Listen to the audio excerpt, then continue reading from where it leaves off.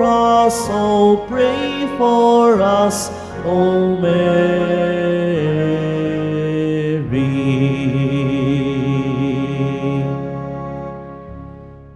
In the name of the Father, and of the Son, and of the Holy Spirit, Amen. the grace of our Lord Jesus Christ and the Lamb of God, and the communion of the Holy Spirit be with you all. And with your spirit, Sisters and brothers, let us acknowledge our sins and so prepare ourselves to celebrate the sacred mysteries.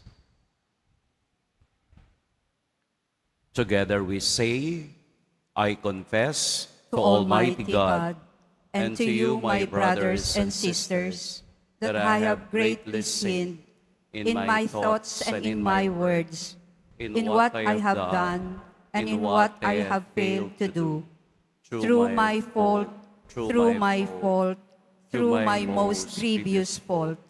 Therefore, I ask Blessed Mary, ever Virgin, all the angels and saints, and you, my brothers and sisters, to pray for me to the Lord our God.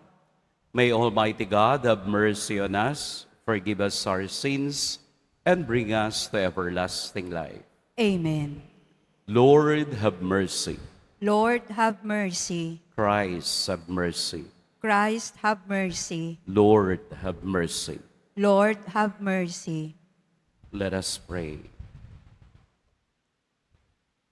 Lord our God, you made the Immaculate Heart of the Blessed Virgin Mary the home of your eternal Word and the sanctuary of the Holy Spirit. Give us a heart that is free from sin and attentive to your will, that faithful to your commandments, we may love you above all things and seek to help others in their need. To our Lord Jesus Christ, your Son, who lives and reigns with you in the unity of the Holy Spirit, God, forever and ever. Amen. Please be seated. A reading from the book of the prophet Isaiah. Thus says the Lord, the descendants of my people shall be renowned among the nations, and their offspring among the peoples. All who see them shall acknowledge them as a race the Lord has blessed. I rejoice heartily in the Lord. In my God is the joy of my soul. For he has clothed me with a robe of salvation and wrapped me in a mantle of justice. Like a bridegroom adorned with a diadem, like a bride bedecked with her jewels. As the earth brings forth its plants, and a garden makes its growth spring up, so will the Lord God make justice and praise spring up before all the nations. The word of the Lord. Thanks be to God. My heart exalts in the Lord, my Savior. My heart exalts in the Lord, my Savior. My heart exalts in the Lord. My horn is exalted in my God. I have swallowed up my enemies. I rejoice in my victory. My heart exalts in the Lord, my Savior. The bows of the mighty are broken, while the tottering gird on strength. The well-fed hire themselves out for bread, while the hungry batten on spoil. The barren wife bears 7 sons, while the mother of many languishes. My heart exalts in the Lord, my Savior. The Lord puts to them and gives life. He casts down to the nether world. He raises up again. The Lord makes poor and makes rich. He humbles and also exalts. My heart exalts in the Lord, my Savior. He raises the needy from the dust. From the dung heap he lifts up the poor, to sit them with nobles and make a glorious throne their heritage. My heart exalts in the Lord, my Savior. Please all stand.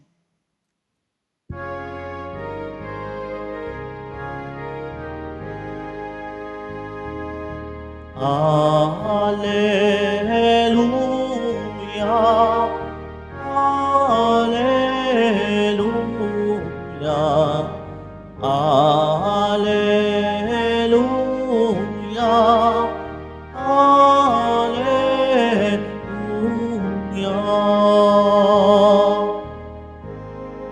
Blessed is the Virgin Mary, who kept the word of God and pondered it in her heart. Alleluia, Alleluia, Alleluia, Alleluia.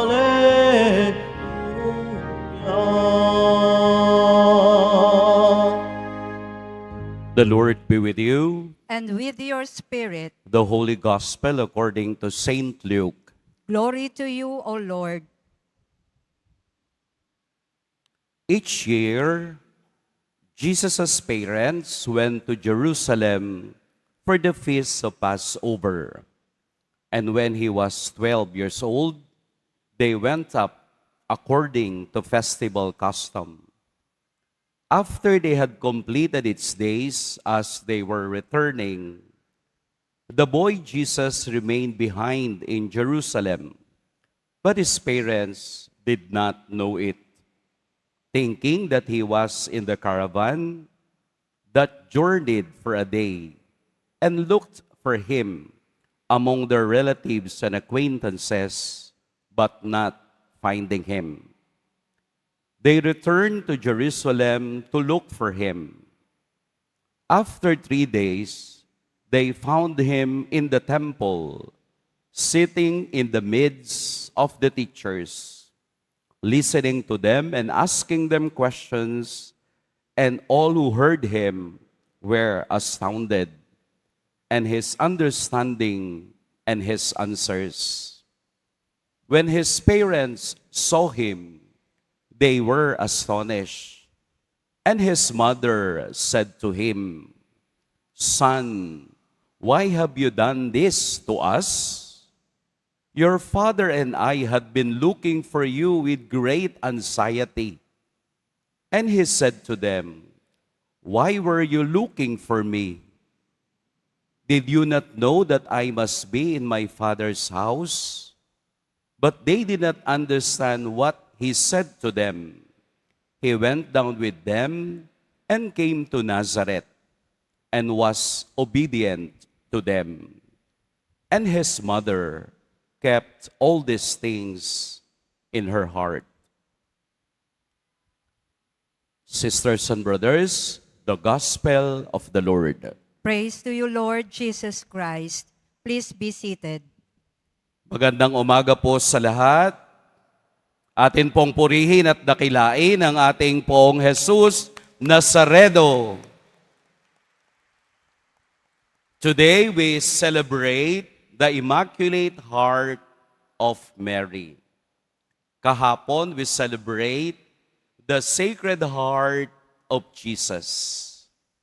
Hindi mo pwedeng paghiwalayin ang dalawang pusong magkaugnay.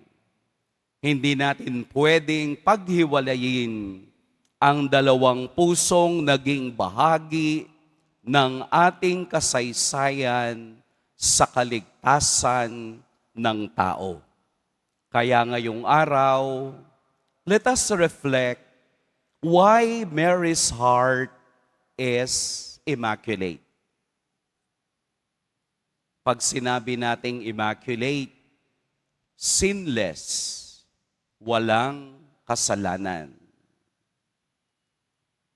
Doon po sa mga nag-aral ng psychology, siguro meron dito mga psychologists, Merong pag-aaralan na tinatawag na Gestalt Psychology. Yung pong Gestalt Psychology ay inimbento ni Fritz Perls noong 1930.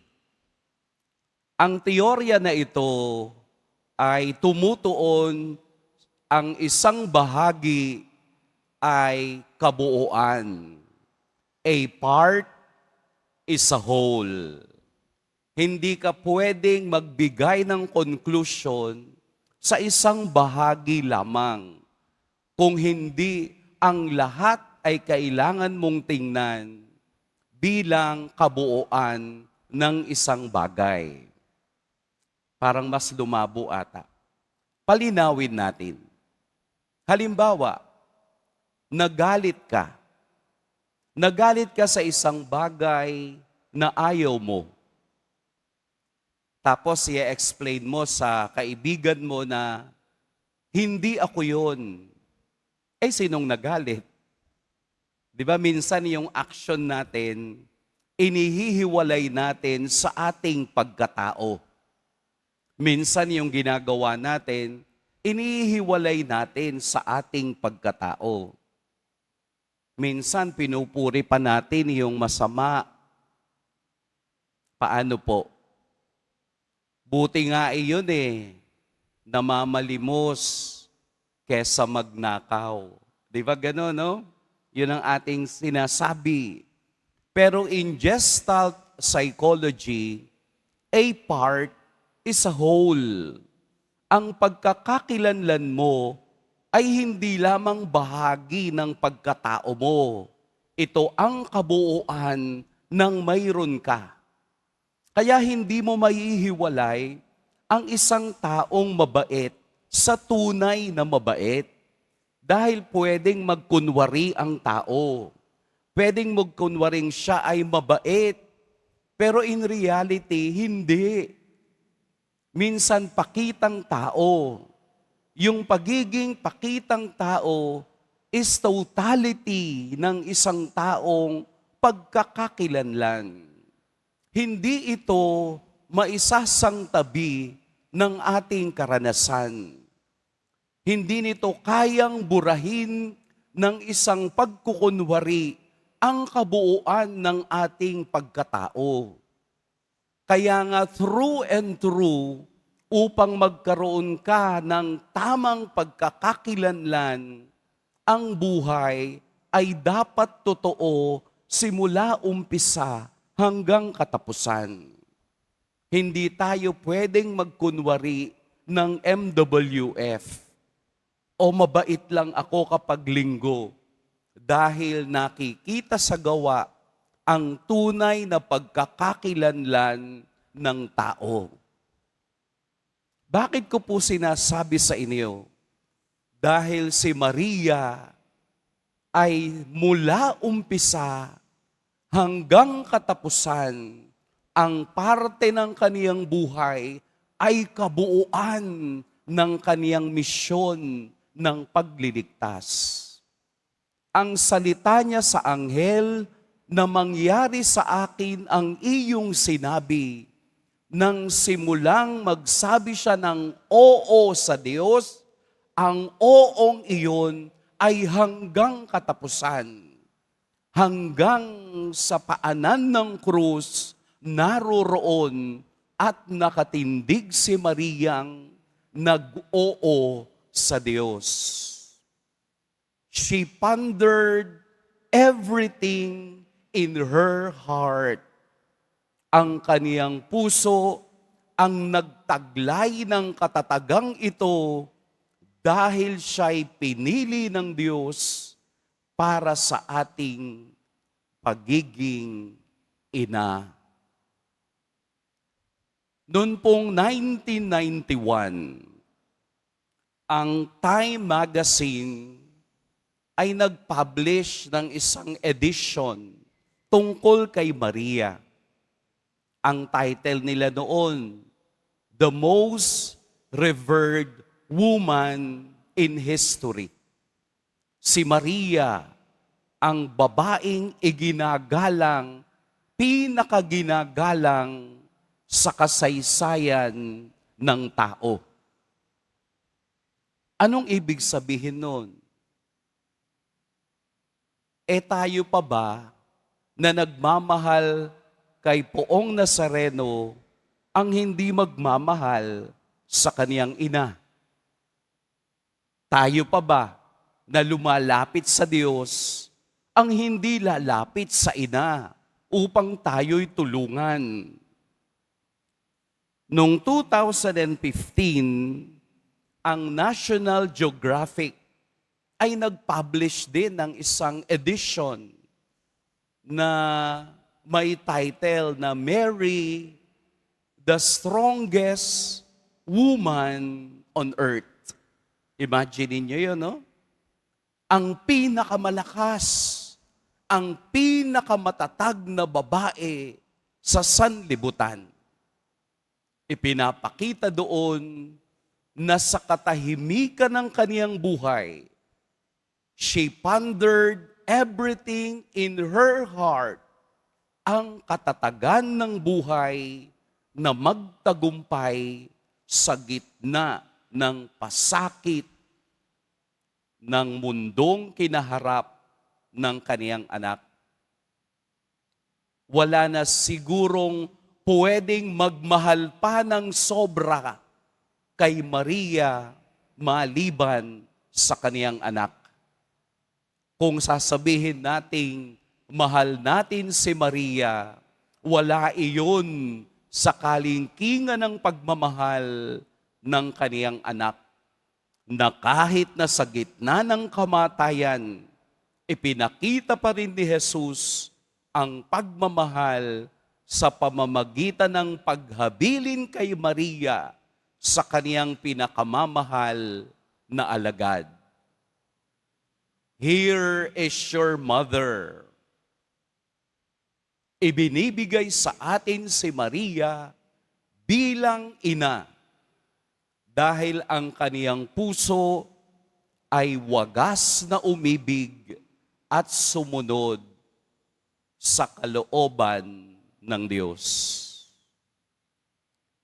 In Gestalt psychology, bahagi lamang yung puso ni Maria.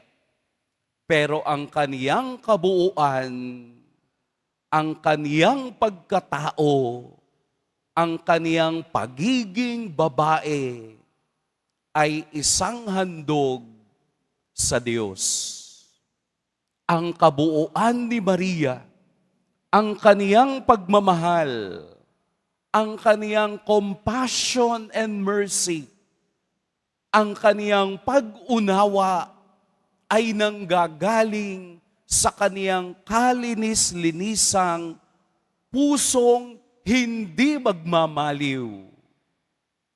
Pusong nakatitiyak na ang kanya lamang nararamdaman ay walang iba kung hindi ang nag-uumapaw na biyaya ng Diyos. Ikaw ba naman ang sabihan ng anghel, Hail, full of grace, puno ka ng biyaya. At kapag puno ka ng biyaya, walang ibang patutunguhan ang biyayang iyon kung hindi sa iba. Dahil puno ito, nag-uumapaw, ibinibigay ito ni Maria sa lahat ng naniniwala at tumatawag sa Kanya. Isang pusong punong-puno ng pagmamahal at biyaya ng Diyos. Ito ang kaniyang kabuuan.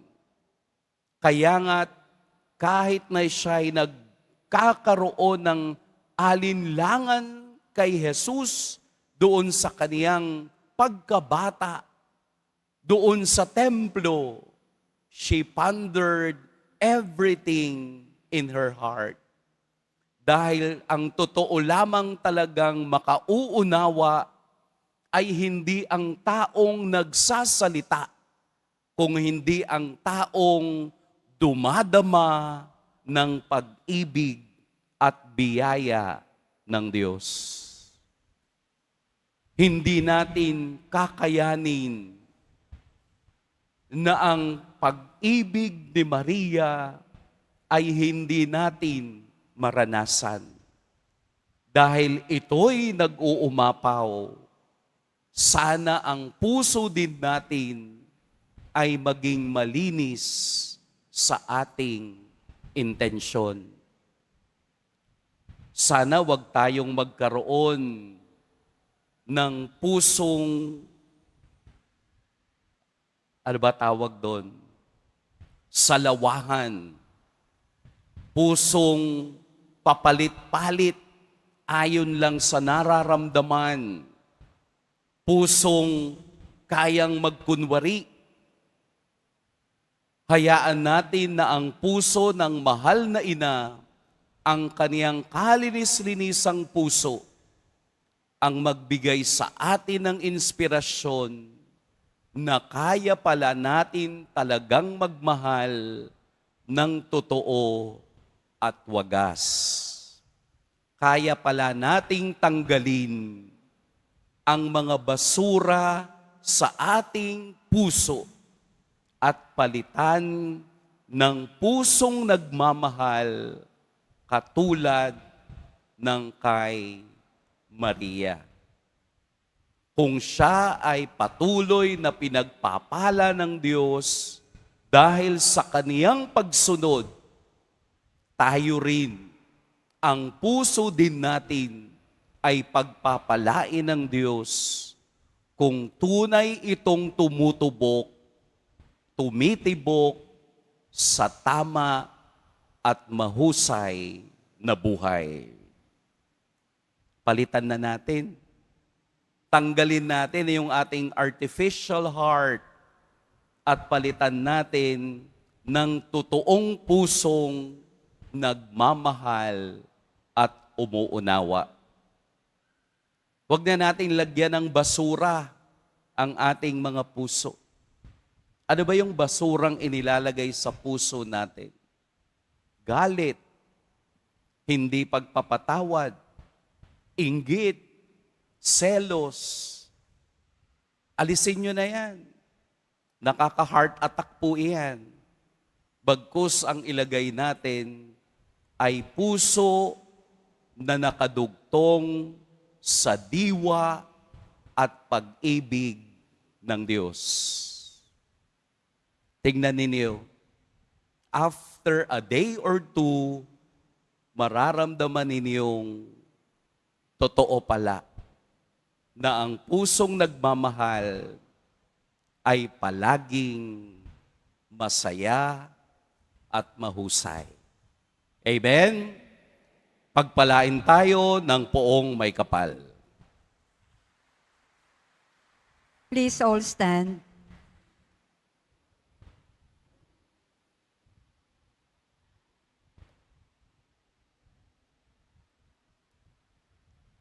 Let us pray to God, our loving Father, that following the example of Mary, we may always seek and do His will. Let our response be, Lord, hear our prayer. Lord, hear our prayer. That the Church may practice the humility of Mary in willingness to serve God and men. Let us pray to the Lord. Lord, hear our prayer. That Christ may find a welcome abode in the hearts of people as He found a well-prepared dwelling place in Mary. Let us pray to the Lord. Lord, hear our prayer. The true spirit of prayer may deeply penetrate the hearts of people, that they may hear the cry of the poor, as it permitted the whole being of Mary's Immaculate Heart. Let us pray to the Lord. Lord, hear our prayer. That those who are sick in mind and body may find healing and consolation through the powerful intercession of Mary. Let us pray to the Lord. Lord, hear our prayer. That the dying may look up to Mary as their source of strength and comfort as they stood by the cross of her Son. Let us pray to the Lord. Lord, hear our prayer. To the intercession of the Immaculate Heart of Mary, we also include all our personal intentions, especially the intention for our entire family, for their safety. Let us pray to the Lord. Lord, hear our prayer. God, our Lord and Master, cleanse our hearts that we may receive Christ, your only Son, in the spirit of Mary's faith and obedience. We ask this through Christ our Lord. Amen. Please be seated.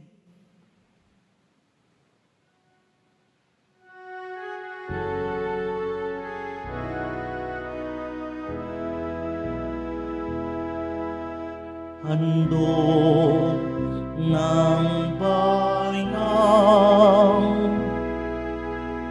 iyong ginugiliw ang alak at tinapay idalangin papanalit ng Ama.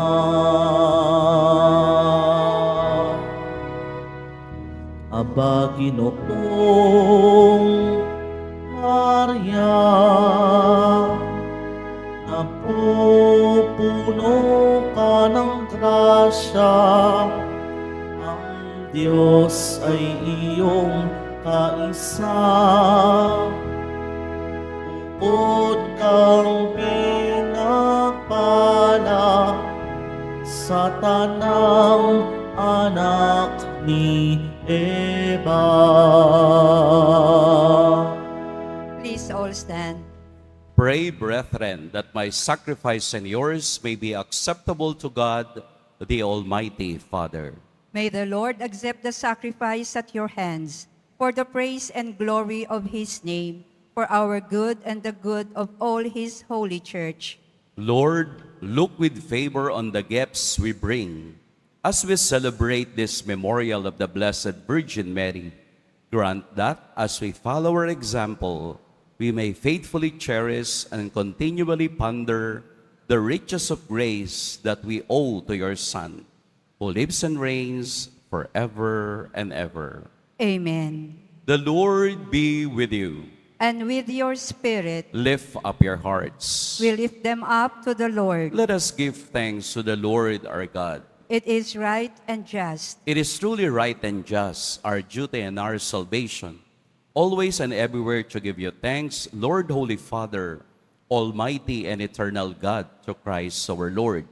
For you gave the Blessed Virgin Mary a wise and obedient heart, that she might perfectly carry out your will, a new and gentle heart, in which you were well pleased and on which you inscribed the law of the new covenant. You gave her an undivided and pure heart, that she might be worthy to be Virgin Mother of your Son, and to rejoice to see you forever. You gave her a steadfast and watchful heart, so that she could endure without fear the sword of sorrow, and await in faith the resurrection of her Son. With the whole company of angels, we sing your praises in their canticles of joy. Holy, holy, holy Lord God of hosts, heaven and earth are full of your glory. Hosanna in the highest. Blessed is he who comes in the name of the Lord. Hosanna in the highest. Please all kneel.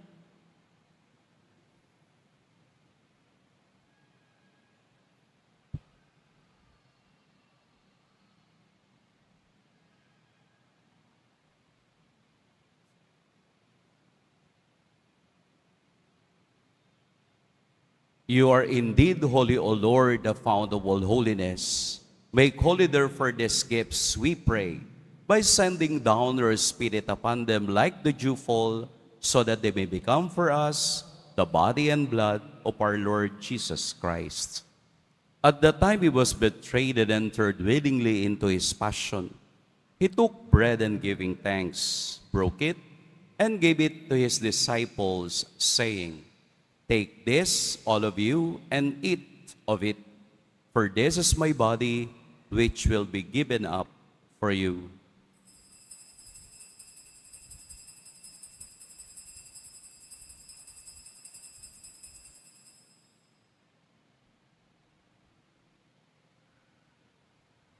In a similar way, when supper was ended, he took the chalice, and once more giving thanks, he gave it to his disciples, saying, "Take this, all of you, and drink from it, for this is the chalice of my blood, the blood of the new and eternal covenant, which will be poured out for you and for many for the forgiveness of sins.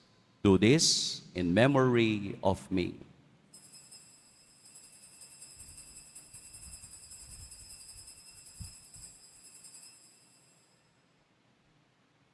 Please all stand. The mystery of faith. We proclaim your death, O Lord, and profess your resurrection until you come again.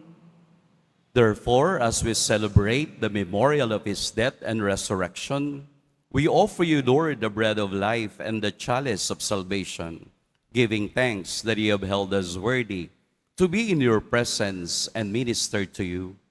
Humbly we pray that partaking of the body and blood of Christ, we may be gathered into one by the Holy Spirit. Remember, Lord, your church spread throughout the world, and bring her to the fullness of charity, together with Leo our Pope and Jose our Bishop and all the clergy. Remember also our brothers and sisters who have fallen asleep in the hope of the resurrection, and all who have died in your mercy. Welcome them into the light of your face. Have mercy on us all, we pray, that with the Blessed Virgin Mary, Mother of God, with blessed Joseph, her spouse, with the blessed apostles, Saint John the Baptist, and all the saints who have placed you throughout the ages, we may merit to be co-heirs to eternal life, and may praise and glorify you through your Son, Jesus Christ. Through him, and with him, and in him, O God, Almighty Father, in the unity of the Holy Spirit, all glory and honor is yours forever and ever. Amen. At the Savior's command and formed by the divine teaching, we dare to say, Our Father, who art in heaven, hallowed be thy name. Thy kingdom come, thy will be done on earth as it is in heaven. Give us this day our daily bread, and forgive us our trespasses, as we forgive those who trespass against us. And lead us not into temptation, but deliver us from evil. Deliver us, Lord, we pray, from every evil. Graciously grant peace in our days, that by the help of your mercy, we may be always free from sin and safe from all distress, as we await the blessed hope and the coming of our Savior, Jesus Christ. For the kingdom, the power, and the glory are yours now and forever. Lord Jesus Christ, who said to our apostles, "Peace I leave you, my peace I give you," look not on our sins, but on the faith of your church, and graciously grant her peace and unity in accordance with the will, who live and reign forever and ever. Amen. The peace of the Lord be with you always. And with your spirit. Let us offer each other the sign of peace. Lamb of God, you take away the sins of the world. Have mercy on us. Lamb of God, you take away the sins of the world. Have mercy on us. Lamb of God, you take away the sins of the world. Grant us peace. Please all kneel. Here is Jesus, the Son of Mary. Behold the Lamb of God. Behold him who takes away the sins of the world. Blessed are those called to the supper of the Lamb. Lord, I I am not worthy that you should enter under my roof, but only say the word, and my soul shall be healed.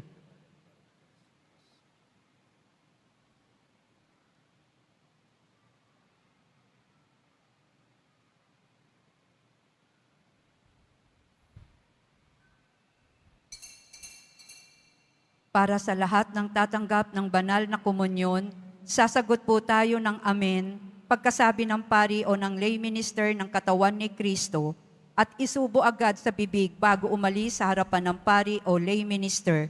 Sumunod po tayo.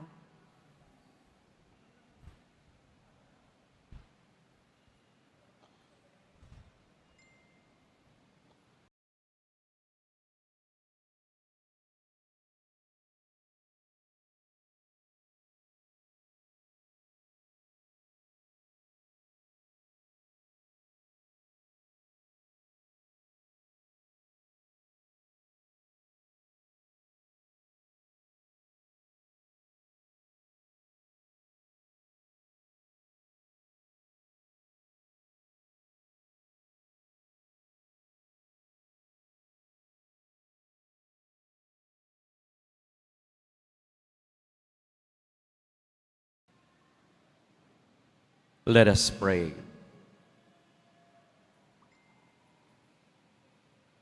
Having been partakers of eternal redemption, we pray, O Lord, that we who commemorate the mother of your Son may glory in the fullness of your grace and experience its continued increase for our salvation. Through Christ our Lord. Amen. The Lord be with you. And with your spirit, Bow your heads and ask for God's blessing. Jesus Nazareno, through the cross, you showed the world the enduring love of God to the world. Listen to the prayers and supplications of your people, especially for those who need most your help and mercy. May we receive your answers with gratitude. Bless also these religious articles, that we may fervently pray and trust in you. Through this blessing, may we become a more obedient, faithful, and of service to you, our glorious Lord, now and forever. Amen. And may Almighty and loving God bless you, the Father, the Son, and the Holy Spirit. Amen. Our Mass has been offered. Let us go in the peace of Jesus Nazareno. Thanks be to God.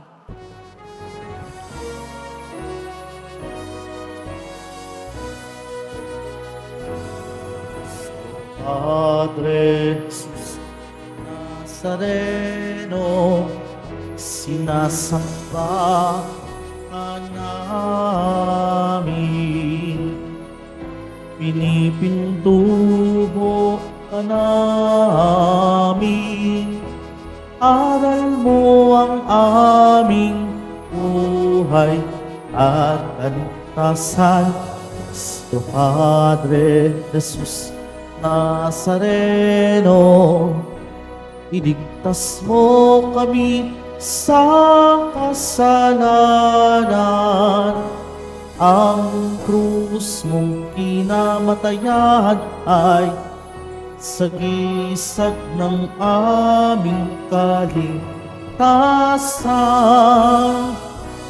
Nuestro Padre Jesus Nazareno, dinarangal ka namin.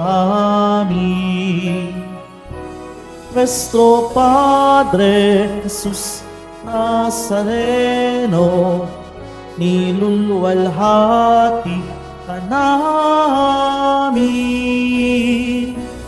Nuestro Padre Jesus Nazareno, dinarangal ka namin.